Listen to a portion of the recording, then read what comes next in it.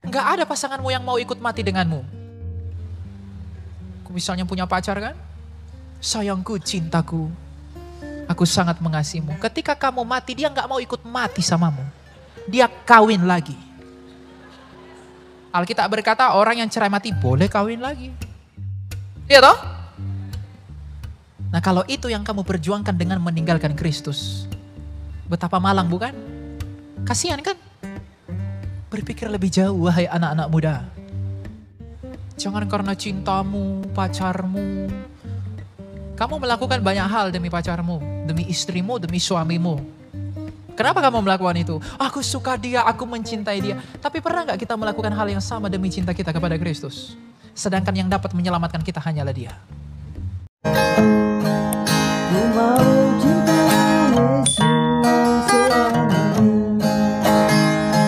Shalom, selamat siang. Perkenalkan, nama saya Elia dan saya berumur 21 tahun. Seperti yang Anda lihat saya masih kecil, ya. Oke. Nah, sekarang kita akan belajar firman Tuhan. Saya di sini ada 2 sesi. Sesi yang pertama ini saya akan bahas tentang mengapa orang harus percaya kepada Yesus. Sesi kedua nanti saya akan bahas tentang bagaimana mengikut dia itu dalam pertobatan. Jadi temanya tidak sama. Dan hari ini pada sesi yang pertama bagian saya akan memukuskan kenapa orang harus percaya kepada dia yang disebut Kristus itu. Ayatnya kita ambil dari sabda Tuhan kita sendiri dalam Yohanes 8 ayat yang ke-24. Ketika Tuhan Yesus berbicara dan berkata, "Karena itu tadi aku berkata kepadamu bahwa kamu akan mati dalam dosamu, sebab jikalau kamu tidak percaya bahwa akulah dia, kamu akan mati dalam dosamu." Mulai dari ayat 23, lalu ia berkata kepada mereka, "Kamu berasal dari bawah, aku dari atas. Kamu dari dunia ini, aku bukan dari dunia ini. Karena itu tadi aku berkata kepadamu bahwa kamu akan mati dalam dosamu. Sebab jikalau kamu tidak percaya bahwa akulah dia, kamu akan mati dalam dosamu." Mengapa Tuhan kita Yesus Kristus bersabda bahwa kalau kamu tidak percaya bahwa akulah dia, kamu akan mati dalam dosamu? Apa yang ditawarkan, apa yang dilakukan, apa yang disediakan, apa yang dikerjakan oleh dia yang disebut Kristus itu, sehingga ia berkata, kalau kamu tidak percaya bahwa akulah dia, kamu akan mati dalam dosamu. Kita kembali ke tujuan mula-mula. Apakah Anda tahu mengapa Anda ada di dunia ini? Apakah Anda tahu mengapa Anda diciptakan di dunia ini, wahai anak-anak muda? Apakah Anda tahu mengapa Allah menciptakan Adam dan Hawa? Pada mulanya Allah menciptakan manusia untuk tujuan yang kekal. Karena Allah itu ingin menciptakan manusia sebagai mitranya yang kekal. Allah menginginkan hubungan itu dalam hubungan yang kekal, bukan hubungan yang sementara. Makanya ketika ada orang menikah, dikatakan semoga langgeng pernikahannya. Artinya apa? Hubungan itu diharapkan tetap bertahan dan terus menerus. Maka ketika Allah menciptakan manusia, menurut gambar dan rupanya, manusia itu diciptakan untuk tujuan yang kekal di dalam hubungan kasih yang kekal itu. Tetapi ketika Allah menciptakan Adam dan Hawa, Allah mengatakan, "Aku mengasihi engkau dengan begitu rupa sehingga aku memberikanmu semua yang ada di dunia ini. Semua boleh kamu makan." Dan kasih dari Allah itu harus dibalaskan kepada Allah. Karena kasih itu tidak hanya bisa berjalan kalau dari pihak Allah saja. Maka Allah mengajari Adam dan Hawa bagaimana cara mengasihi aku. Allah mengasihi Adam dan Hawa dengan memberikan semua yang di Eden itu. Tapi bagaimana cara Adam dan Hawa untuk dapat mengasihi Allah? Adam dan Hawa tidak tahu bagaimana cara mengasihi Allah. Maka Allah mengajari Adam dan Hawa, bagaimana caramu mengasihi aku? Jangan makan buah ini. Makanya Kristus pernah bersabda, kalau kamu mengasihi aku, kamu pasti melakukan perintahku. Jadi perintah yang diberikan oleh Allah kepada Adam dan Hawa, jangan makan buah itu bukan sebuah ujian, itu bukan sebuah hukuman atau bahkan pencobaan kepada Adam dan Hawa, tapi itu adalah cara Allah memberitahu manusia, beginilah caramu untuk mengasihi aku. Caramu mengasihi aku adalah jangan makan buah itu. Tetapi apa yang terjadi? Dan ketika Tuhan mengatakan kalau kamu memakan buah itu, kamu akan mati. Mengapa manusia itu disebut mati ketika dia makan buah itu? Artinya, kalau kamu gagal mengasihi aku, kamu akan terpisah dari aku sehingga kamu akan mati. Dan benar, ketika Adam dan Hawa pada akhirnya memilih untuk tidak taat, memilih untuk tidak mengasihi Allah, maka pada saat itu pun mereka terputus dari Allah. Hidupnya Allah tidak lagi menopang manusia itu, sehingga manusia itu terpisah dari hidupnya Allah.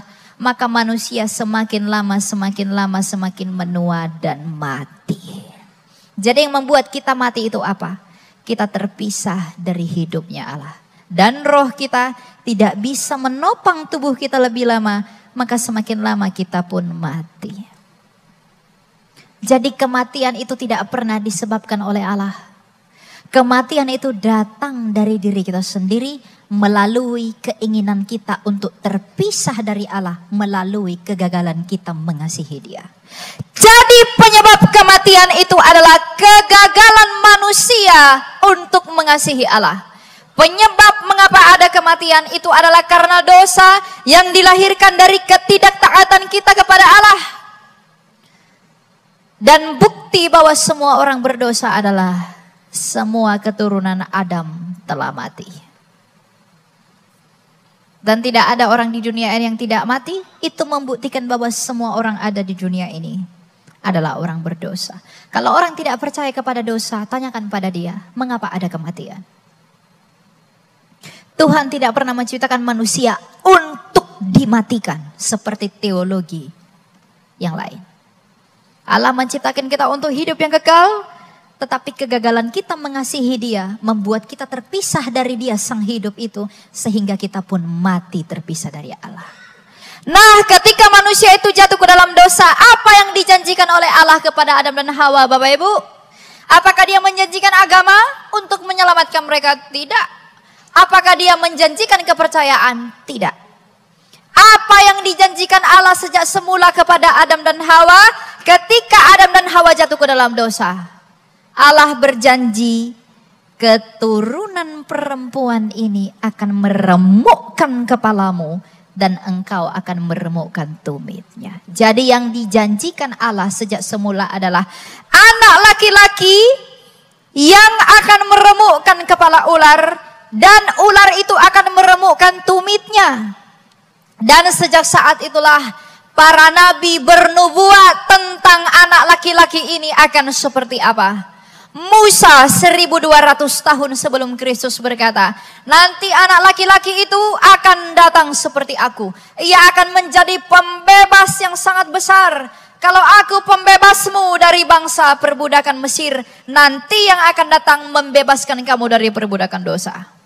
Allah berjanji kepada Yesaya dalam Yesaya 53 bahwa anak laki-laki yang akan lahir itu nanti akan ditusuk dan dia akan tersalib di antara dua orang penjahat, dan orang-orang akan membenci dia. Kepada Daud Allah bersabda 1000 tahun sebelum Kristus lahir bahwa nanti Mesias dalam Mazmur 22, anak laki-laki itu akan berseru Eli Eli lama sabachthani ketika tangan dan kakinya dipaku. Allah berjanji kepada Nabi Mika, nanti dia akan lahir di sebuah kandang domba. Allah berjanji kepada Yeremia, dia akan sangat menderita. Dan Allah berjanji kepada seluruh para nabi bahwa anak laki-laki itu akan datang dalam waktu yang singkat. Dan 2000 tahun lalu, lahirlah seorang anak yang bernama Yesus Kristus di sebuah kandang domba di Bethlehem dari seorang anak darah Maria. Dan ketika dia lahir, dia menggenapi nubuatan Nabi Mika. Ketika dia dihina orang, dia menggenapi nubuatan Nabi Yesaya. Ketika dia mati dan tersalib, lambungnya ditusuk, dia menggenapi nubuatan Nabi Yesaya. Ketika dia tersalib di antara dua orang penjahat, dia menggenapi nubuatan Yesaya. Ketika dia mati selama 3 hari, dia menggenapi nubuatan Nabi Yunus. Dan ketika dia bangkit dari mati, dia menggenapi janji Allah kepada Adam. Ketika Kristus bangkit dari kematian, apakah arti kebangkitan Kristus itu bagi manusia? Iblis menggunakan mahkamah agama melalui imam besar Kayafas dan Sanhedrin. Mereka menuntut tahta pengadilan Roma untuk menyalibkan Kristus yang mereka benci itu. Artinya iblis menggunakan orang-orang Yahudi demi kebencian mereka kepada Kristus untuk menyalibkan Kristus.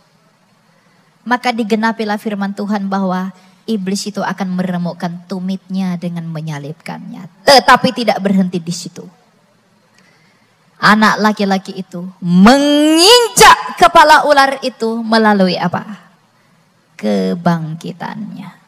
Jadi ketika Kristus bangkit, ia ingin memberitahu kepada dunia ini, wahai manusia yang akan mati, sejak semula aku bersama Bapakku dan Roh Kudus menciptakan kamu bukan untuk mati, dan bagaimanapun kamu semuanya akan mati.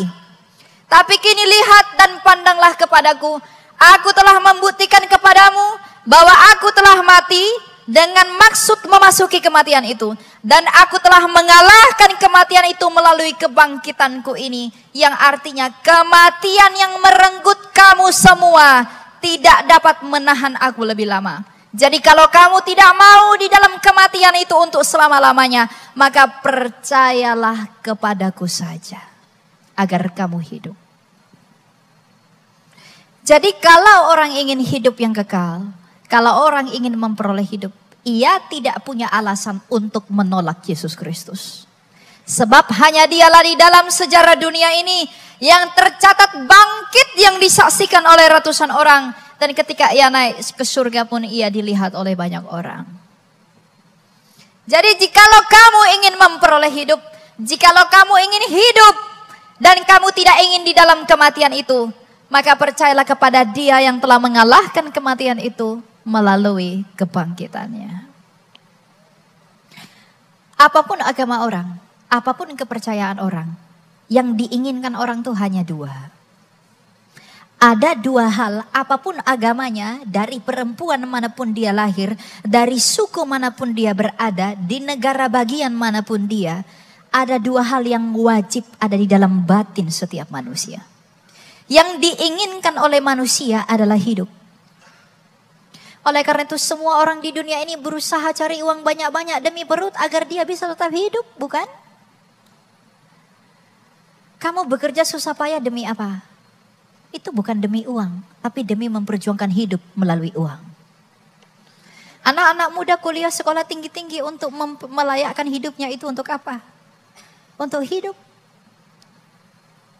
Orang punya uang agar bisa diet sehat, panjang umur, tetap awet muda, tidak perlu tanam benang, dan lain sebagainya. Karena dia ingin hidup. Kalau yang diinginkan orang itu adalah hidup, dan yang ditakuti manusia adalah kematian. Dan orang di dunia ini apapun agamanya, apapun kepercayaannya, semua orang berusaha menghindari kematian.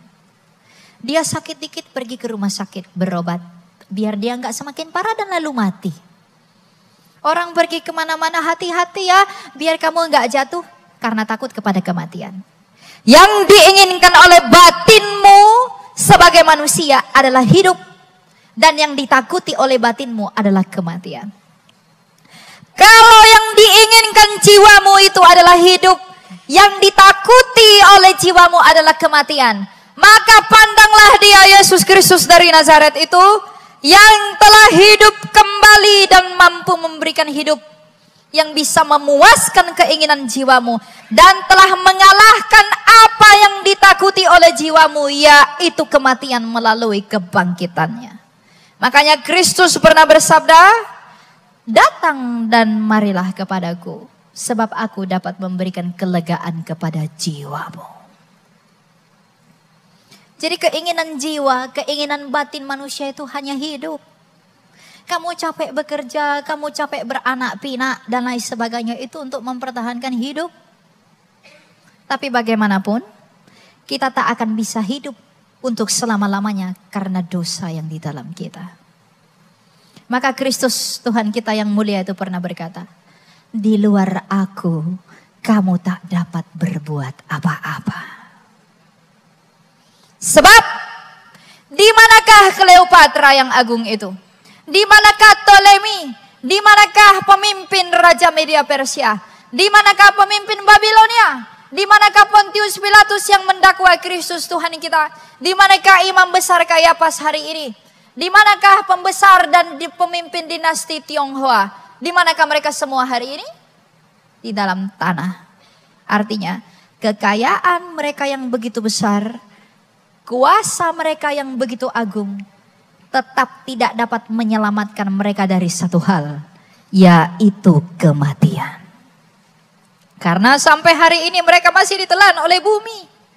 Tapi Yesus Kristus, Dia telah mengalahkan kematian itu. Dengan mengalahkan kematian itu, Dia memberikan anugerah dan belas kasihan yang besar kepada dunia. Oleh karena itu, Rasul Paulus dari Tarsus pernah berkata, oleh karena ketidaktaatan satu orang, kita menjadi berdosa karena kita mewarisi gen nenek moyang kita. Tapi oleh karena ketaatan Kristus sampai mati di kayu salib, kita dibenarkan.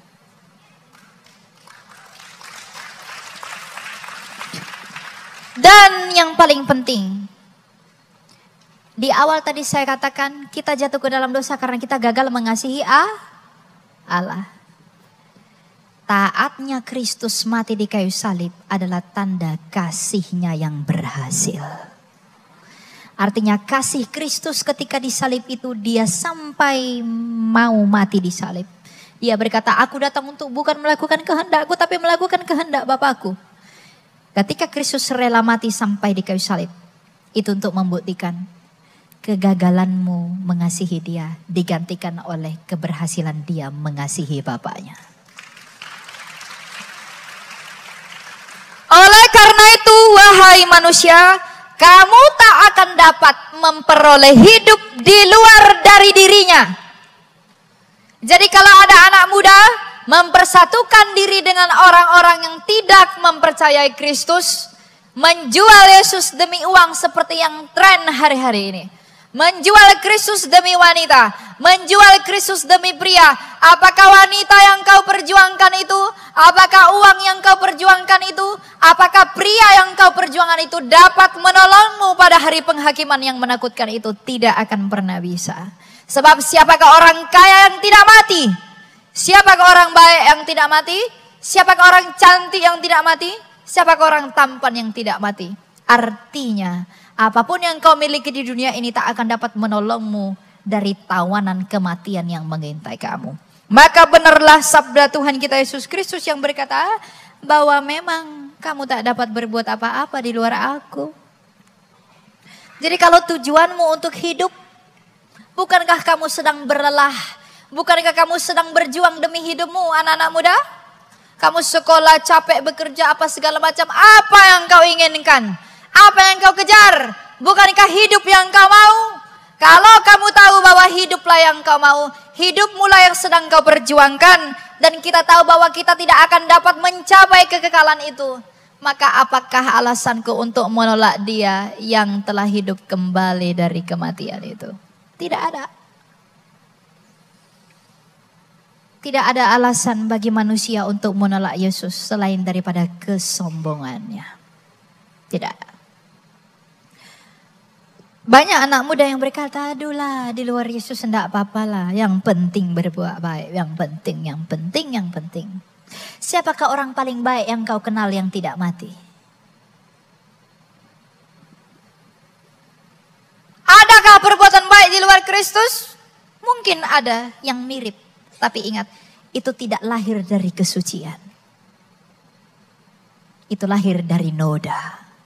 Ada ajaran-ajaran yang mirip dengan ajaran Yesus Kristus, tapi ingat satu hal, ajaran mereka yang baik itu, yang mungkin mirip dengan Yesus Kristus, itu tidak dapat membenarkanmu karena itu bersumber dari dia yang berdosa. Tapi ajaran-ajaran Kristus mampu membenarkan kita karena Kristus sendiri adalah yang suci. Apa buktinya dia suci? Dia tidak mati untuk selama-lamanya. Karena kematian, upah dosa adalah Roma 6 ayat 23. Upah dosa adalah maut. Dan bukti bahwa Kristus itu tidak berdosa, dia tidak ada di dalam maut itu. Jadi ajaran Kristus itulah yang mampu, bukan hanya mampu membuat kita berbuat baik di dunia ini, tapi mampu membenarkan kita. Oleh karena kebenaran dia di dalam anugerahnya yang sangat kaya itu. Jadi jangan cari ajaran di luar Kristus. Tidak ada. Ada yang baik mirip-mirip, hanya ada yang mirip. Tapi itu tidak dapat membenarkanmu di dalam kesucian dari sumber ajaran itu. Jadi jangan lepaskan Tuhanmu. Siapa yang bilang amin tadi?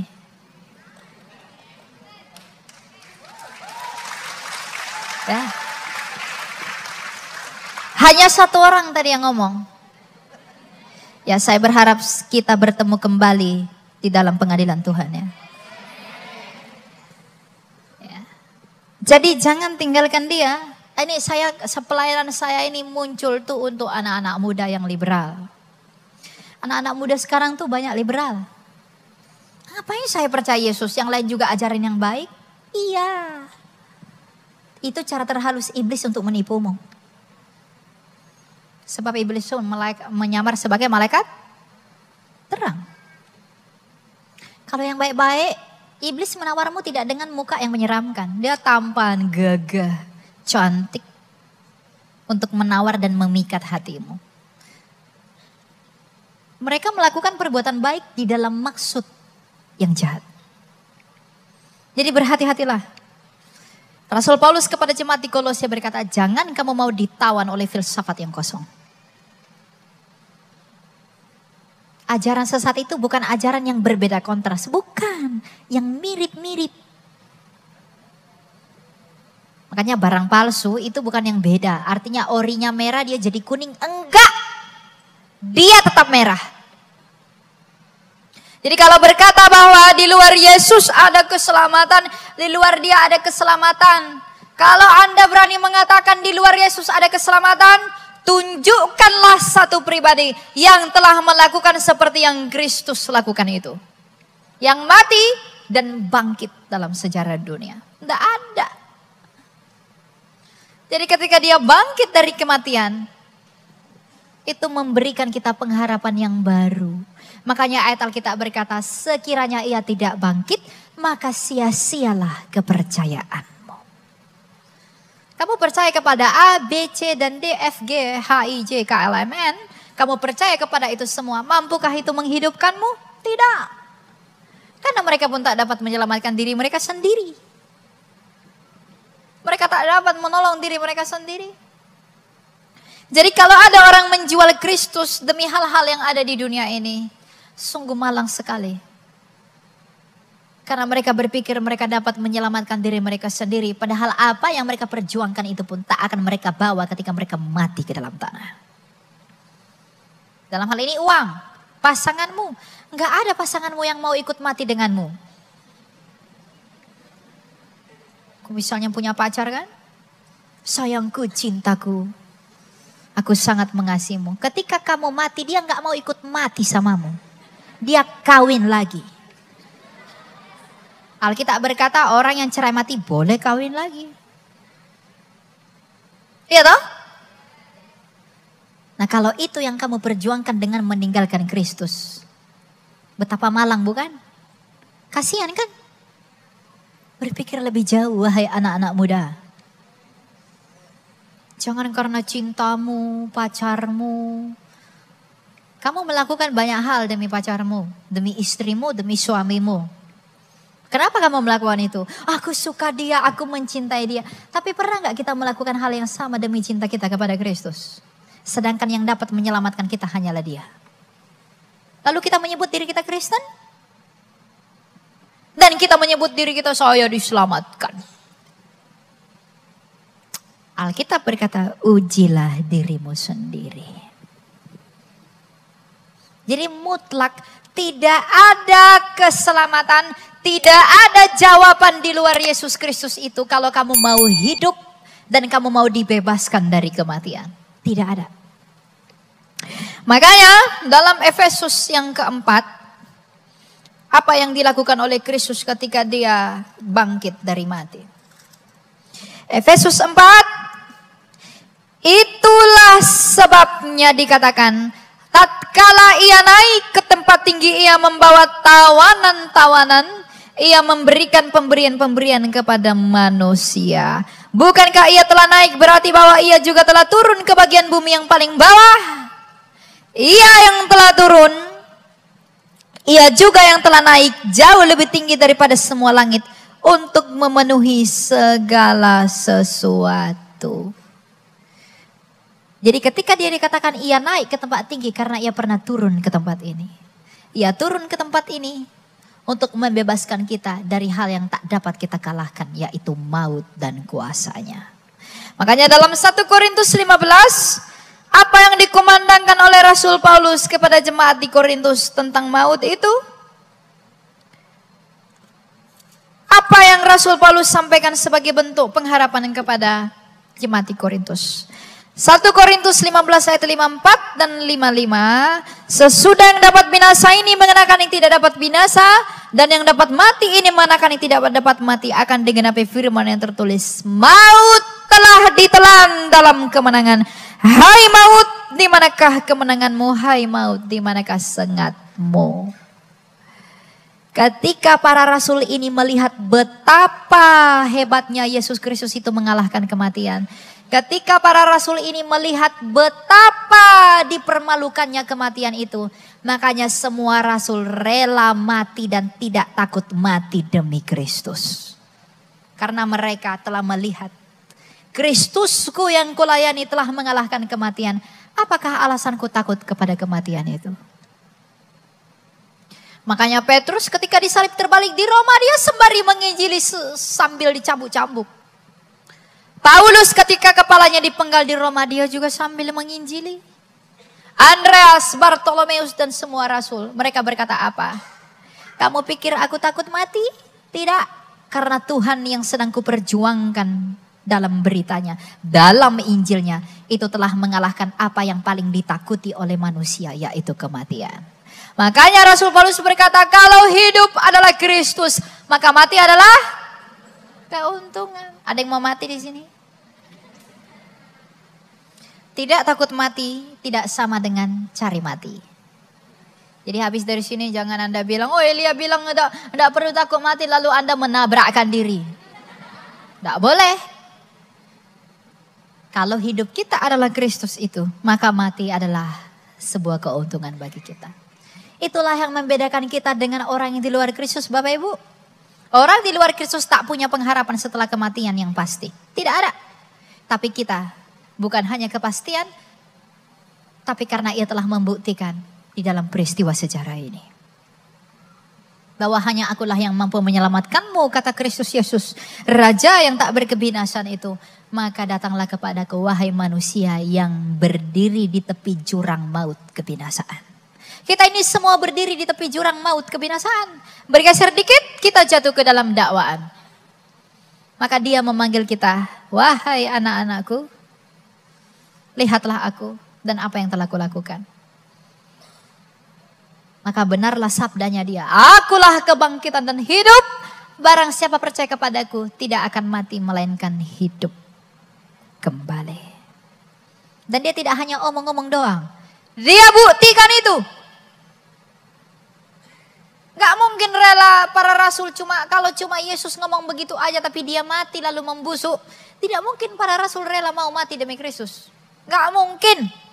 Tapi karena mereka melihat betapa ajaibnya Yesus Kristus ini, dia membuktikan semua apa yang dia ucapkan. Maka aku harus mempercayakan diriku kepada dia karena kita tahu kita tidak mampu berbuat yang seperti dia lakukan. Inilah Injil itu. Injil adalah euangelion, kabar baik. Kabar buruknya apa? Kematian. Kabar baiknya apa?